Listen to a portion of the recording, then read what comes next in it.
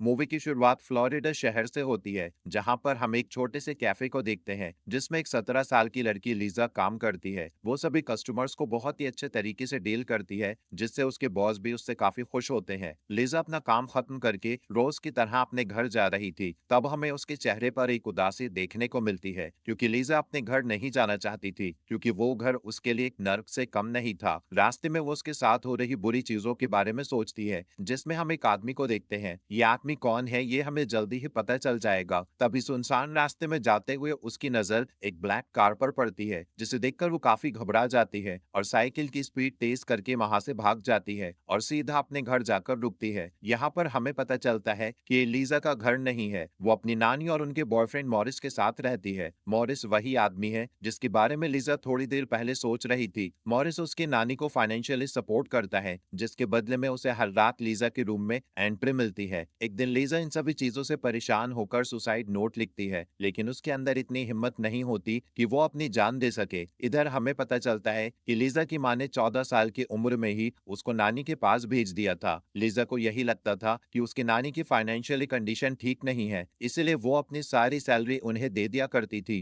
ताकि उन्हें मॉरिस की मदद ना लेनी पड़े। लेकिन लीजा के इतना कुछ करने के बावजूद भी आज तक कुछ नहीं बदला। अगले दिन लीजा अपनी छोटी बहन को कॉल करती है और वो उसे बताती है कि उसे यहाँ पर नहीं रहना, उसे यहाँ बिल्कुल भी अच्छा नहीं लगता। अपनी छोटी बहन से बात करने के दौरान वो अपनी मॉम से भी बात करती है। लीजा के साथ जो कुछ भी हो रहा था, लीजा वो सब कुछ अपनी मॉम को बताती है, जिसको सुनने के बावजूद भी उसकी मॉम कहती है कि चाहे कुछ भी हो, लेकिन तुम्हें वहीं पर ही रहना है और तुम्हें अपनी नानी को सपोर्ट करना है। ये सब कहकर उसकी मॉम फोन रख देती है। यहाँ पर एक बात साफ हो जाती है कि लीजा के साथ जो भी हो रहा है वो उसकी मॉम को सब कुछ पहले से ही पता होता है, मगर लीजा की मॉम को इस बात से कोई फर्क नहीं पड़ता। अब यहाँ पर हम देखते हैं कि लीजा की जिंदगी पूरे तरीके से नर्क बन चुकी थी, लेकिन इससे भी बुरा और कुछ हो सकता था। यहाँ लीजा की जिंदगी में इससे भी बड़ा तूफान आने वाला था, जो लीजा की जिंदगी को पूरी तरह से झंझोड़ के रख देगा। और अगले दिन वो जब कैफे से निकलती है तो उसे रास्ते में फिर से वही ब्लैक कार दिखाई देती है, जिसे उसने पिछले रात को देखा था। वो कार उसका पीछा करने लगती है। वो अपनी साइकिल को तेजी से बढ़ाती है तो वो कार भी उसके साथ साथ अपनी स्पीड को तेजी से बढ़ा लेती है। लीजा उस कार को देखते हुए ही अपनी साइकिल को चला रही थी। तभी हम देखते हैं कि यहाँ पर पीछे से एक आदमी आता है और उसे पकड़ लेता है और किडनैप कर लेता है। वो लीजा को उसी ब्लैक कलर की कार में लेकर जाता है और उसके साथ बहुत ही गलत काम करता है। और इतना ही नहीं, उसके बाद वो उसे एक फ्लैट पर भी लेकर जाता है। जब वो आदमी उसे उस कार में लेकर आता है तो उसकी आंखों पर पट्टी बांध देता है ताकि लीजा उसके चेहरे को ना देख सके। जब वो लीजा को अपने साथ कार में ले जाने लगता है तो वो नहीं जानती थी कि वो उसको कहां पर लेकर जा रहा है और वो उसके साथ अब क्या करने वाला है। वो व्यक्ति उसे अपने साथ शहर से दूर एक सुनसान अपार्टमेंट में लेकर जाता है, जहां पर वो उसके साथ एक बार फिर से गलत काम करता है। अब लीजा इस बात को समझ चुकी थी कि वो एक आदमी नहीं बल्कि वो तो एक साइको है। अब लीजा यहाँ पर सोचती है कि ये सब उसके साथ पहली बार नहीं हुआ, ये सब तो उसकी नानी के घर में अक्सर होता ही रहता था। अब लीजा के लिए यहाँ पर सबसे इम्पोर्टेंट है कि उसका जिंदा रहना और वो यहाँ से कैसे निकले, इसके बारे में भी वो सोचती है। अब हम लीजा को देखते हैं कि वो आदमी लीजा के साथ बहुत गलत करता है, लेकिन इसके बावजूद लीजा उसके साथ बहुत अच्छे से पेश आती है, उससे वो बहुत प्यार से बात करती है और हमेशा सॉरी बोलती रहती है। दूसरी ओर हम देखते हैं कि लीजा की नानी उसके घर वापस ना आने पर एक मिसिंग रिपोर्ट लिखवाने के लिए जाती है, जहां पुलिस अपनी इन्वेस्टिगेशन शुरू कर देती है। पुलिस सबसे पहले लीजा की माँ के पास जाती है तो वहां पर उसकी माँ कहती है कि वो अपने बॉयफ्रेंड के साथ भाग गई होगी। ये सब सुनकर पुलिस ऑफिसर वहां से जाने लगते हैं। तभी उसकी छोटी बहन उनसे कहती है कि नहीं, मेरी बहन ऐसी नहीं है, वो कभी भाग नहीं सकती, जरूर उसके साथ कुछ गलत हुआ है, प्लीज मेरी बहन की मदद करो, वो बहुत ही बड़ी मुसीबत में है। दूसरी तरफ हम देखते हैं कि पुलिस कैफे पर जाती है जहां पर लीजा काम करती थी और वहां पर उसका मालिक भी यही बताता है कि लीजा एक बहुत ही अच्छी लड़की थी, बहुत मेहनती लड़की थी, वो कभी भाग नहीं सकती। अब सीन शिफ्ट होता है उसी अपार्टमेंट में जहां पर लीजा बंद होती है। यहाँ पर हम देखते हैं कि लीजा की आंखों पर पट्टी बंधी हुई है। इसके बावजूद लीजा यहाँ की चीजों को समझने की कोशिश कर रही थी और सारी चीजें अपने माइंड में सेट कर रही होती है। जब वो आदमी उसके पास जाता है तो वो उससे बात करने की कोशिश करती है। वो उसके चेहरे को बार बार छूती है ताकि उसको आइडिया लग सके कि वो आदमी आखिर दिखता कैसा है। लीजा इस आदमी की बार बार तारीफ करती है कि वो एक बहुत ही अच्छा इंसान है। लीजा ये सब उससे इसलिए कहती है ताकि वो उस आदमी का भरोसा जीत सके। यहाँ पर लीजा उस आदमी को अपने बीमार पिता की एक झूठी स्टोरी भी बताती है। उसको बताती है कि उसके पिता के अलावा इस दुनिया में उसका कोई भी नहीं है और वो अभी भी बहुत बीमार है और वो उसको इसीलिए बताती है ताकि उस आदमी से उसको थोड़ी बहुत हमदर्दी मिल सके और वो आदमी उस पर रहम खाकर उसे छोड़ दे। लेकिन वो आदमी लीजा की बातों में इतनी आसानी से तो नहीं आने वाला था। लेकिन एक पॉइंट पर आकर वो लीजा के हाथों को खोल देता है। यहाँ पर हम देखते हैं कि लीजा इतना तो समझ गई थी कि उसके एक गलत कदम उठाने पर वो लीजा को शूट भी कर सकता था, क्योंकि वो आदमी लीजा के साथ में 24 घंटे रहता था। लीजा अपनी मौजूदगी का सबूत उस घर में धीरे धीरे करके छोड़ना शुरू कर देती है। वो अपने हेयर बैंड्स को निकालकर बेड के नीचे फेंक देती है। अब बाथरूम जाने का बहाना करती है, जहां पर वो सामने लगे मिरर पर अपने फिंगरप्रिंट्स भी बना देती है और वहां बाथरूम में रखा एक जोड़ी शूज भी उसे नजर आ जाता है, जिसका कलर वो बहुत अच्छे से याद कर लेती है। लीजा ये सब काम कर ही रही होती है, तभी वो आदमी समझ जाता है कि लीजा ने बाथरूम में खुद को बंद कर लिया है, इसलिए वो गेट को फोर्सफुली खोलकर अंदर चला जाता है। लेकिन लीजा यहाँ पर नॉर्मल रिएक्ट करती है। यहाँ पर उसके साथ ऐसा प्रिटेंड करती है जैसे उसकी बहुत ज्यादा फिक्र है। एक रात जब वो आदमी सो रहा होता है, तब वो चुपचाप उठकर उसके फोन से कॉल लगाने की कोशिश करती है। जब वो यहाँ पहले दिन आई थी, लीजा को अंदाजा हो गया था कि इस घर में एक टेलीफोन भी है। इससे पहले कि वो कॉल लगा पाती, वो आदमी जाग जाता है और वो लीजा को पकड़ लेता है। वो लीजा से कहता है कि तुम बहुत ही चालाकी दिखा रही हो, और हम देखते हैं कि वो आदमी बहुत ज्यादा वायलेंट हो चुका था। यहाँ पर वो लीजा को जान से मारने की कोशिश भी करता है, लेकिन लीजा उससे कहती है कि वो बस अपने बीमार पिता की तबीयत पूछने के लिए कॉल कर रही थी और इसके अलावा वो कुछ भी नहीं करती। वो अपने पिता को बताना चाहती थी कि वो बहुत खुश है और उसके लिए परेशान न हो। वो उसकी इमोशनल बातों को सुनकर वो आदमी इमोशनल हो जाता है और वो उसे छोड़ देता है और फिर वो आदमी शांत हो जाता है। अब ऐसी कंडीशन में लीजा को अपनी बहन की गई बातें याद आती हैं। उसकी छोटी बहन ने उससे कहा था कि चाहे कोई भी हालात हो, लेकिन कभी भी गिव अप मत करना। लेकिन जब वो आदमी लीजा के क्लोज जाता है, तो लीजा उससे कहती है कि अगर तुम मुझे छोड़ दोगे तो मैं कभी भी किसी से कुछ नहीं कहूंगी और मैं तुम्हारी गर्लफ्रेंड अपनी मर्जी से बन जाऊंगी। कभी भी तुम्हें छोड़कर कहीं नहीं जाऊंगी, तुम्हारा ख्याल रखूंगी, तुम्हारे साथ रहूंगी। ये बातें सुनकर वो पागल आदमी लीजा से बहुत ज्यादा इंप्रेस हो जाता है और उसे छोड़ने के लिए तैयार भी हो जाता है। वहीं दूसरी तरफ हम देखते हैं कि फ्लोरिडा पुलिस डिपार्टमेंट में एक सीरियल किलर के बारे में पता चलता है, जिसने पिछले कई दिनों में कई लड़कियों को जान से मारा था। वो आदमी भी इस न्यूज को देख रहा होता है और तभी वो सोचता है कि यही सही समय है लीजा को छोड़ने का, क्योंकि पुलिस तो इतने बड़े केस को सॉल्व करने में बिजी है और इस वक्त पुलिस इतने छोटे मोटे केस पर ध्यान भी नहीं देगी। और वैसे भी लीजा ने तो उसे देखा ही नहीं है जो वो उसे पहचान सके। और यही सब सोचकर वो आदमी लीजा को उसी कार में बिठाता है और एक सुनसान जगह पर लेकर जाता है। सुनसान जगह पर आने के बाद वो आदमी फिर से अपने माइंड को चेंज कर लेता है और यहाँ पर लीजा को शूट करने की सोचने लगता है। लेकिन इस पर लीजा उससे कहती है कि मैं तुम्हारी गर्लफ्रेंड बनना चाहती हूँ, मैं तुम्हारा ख्याल रखना चाहती हूँ, मैं तुम्हारे साथ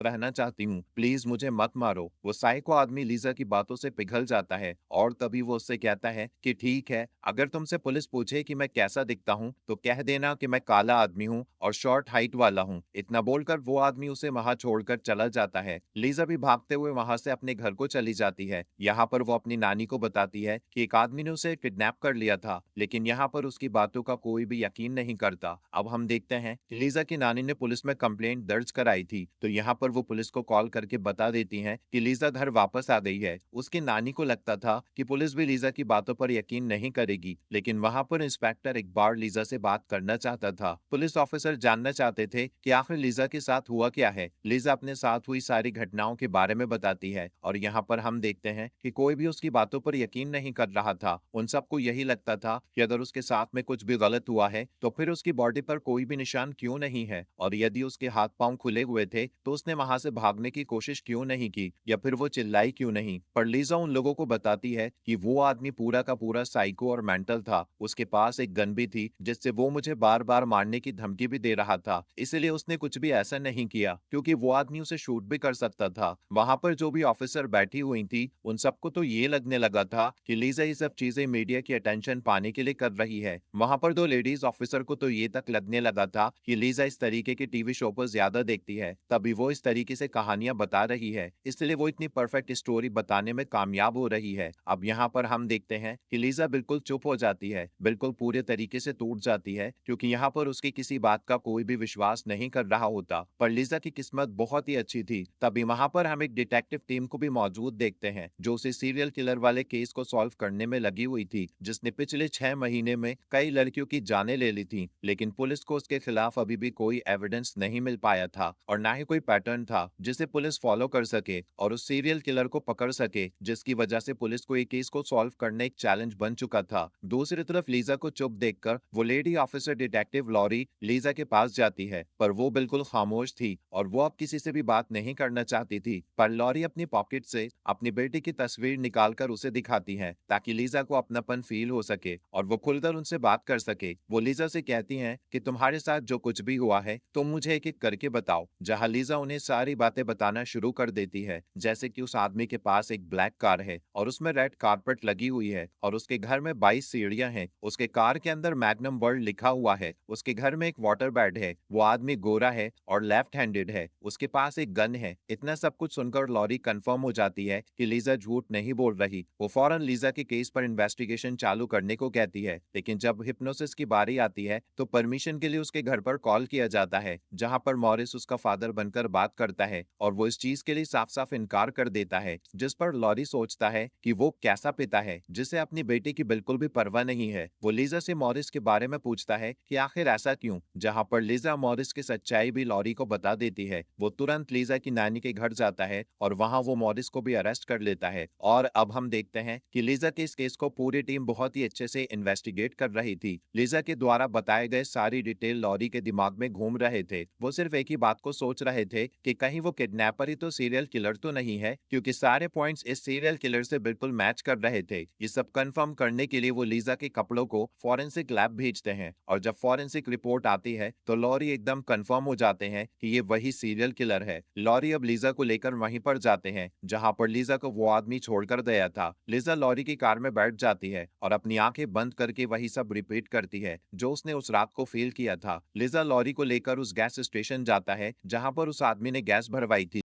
लीजा उस गैस स्टेशन के कैमरे को चेक करती है। अब उनके हाथ एक बहुत ही बड़ा सबूत लगता है। लीजा ने जैसा स्केच बनवाया था बिल्कुल वैसा ही चेहरा उसे सीसीटीवी कैमरे में देखने को मिलता है। अब उस आदमी के पोस्टर्स बनवाए जाते हैं और जगह जगह पर लगवाए जाते हैं। अब पुलिस उस आदमी को ट्रैक करना भी शुरू कर देती है, और इत्तेफाक से कुछ टाइम के बाद वो आदमी एक पुलिस वाले को दिख भी जाता है, और वो उस आदमी के पास जाते हैं और उससे कहते हैं कि सर, हमारे पास एक कार चोरी की रिपोर्ट आई है और हमें आपकी कार की फोटो लेनी है। वो कार के बाहर ही उस आदमी की फोटो खींच लेते हैं और उसे जाने देते हैं। लीजा को फोटो दिखाने के बाद में वो उस आदमी को पहचान जाती है और वो कंफर्म कर देती है कि ये वही किडनैपर है, जिसके तुरंत बाद पुलिस उस आदमी के घर पहुंच जाती है और उन्हें वहां पर 22 सीढ़ियां भी मिलती है। घर के अंदर लीजा द्वारा फेंकी गई हेयर क्लिप भी मिलती है और लीजा के फिंगरप्रिंट्स भी मिलते हैं, जो लीजा ने जानबूझकर वहां पर छोड़े थे। अब इतने सारे सबूत मिलने के बाद में पुलिस उसे पागलों की तरह ढूंढना शुरू कर देती है, जो कि वो उन्हें फाइनली मिल ही जाता है, क्योंकि आराम से वो खुलेआम घूम रहा था। उस वक्त बहुत सारे पुलिस ऑफिसर्स उसे गन पॉइंट करके रोक लेते हैं और आज इतने बड़े मुजरिम को अरेस्ट कर लिया जाता है।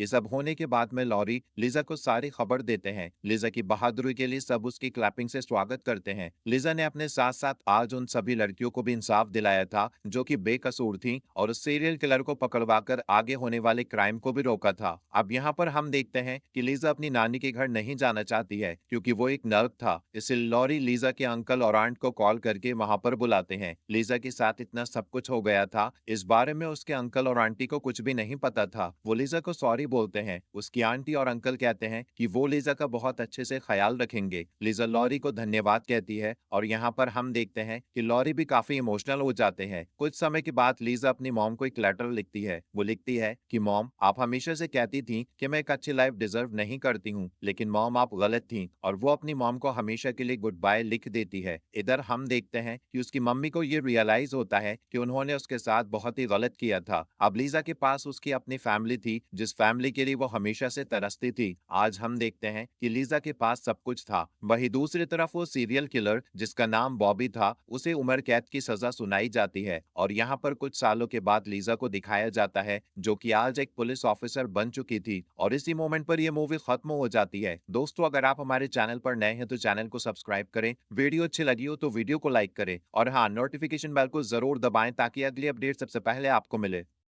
ऐसे और वीडियोस के लिए मेरे चैनल को सब्सक्राइब कीजिए, लाइक कीजिए, शेयर कीजिए। Thank you.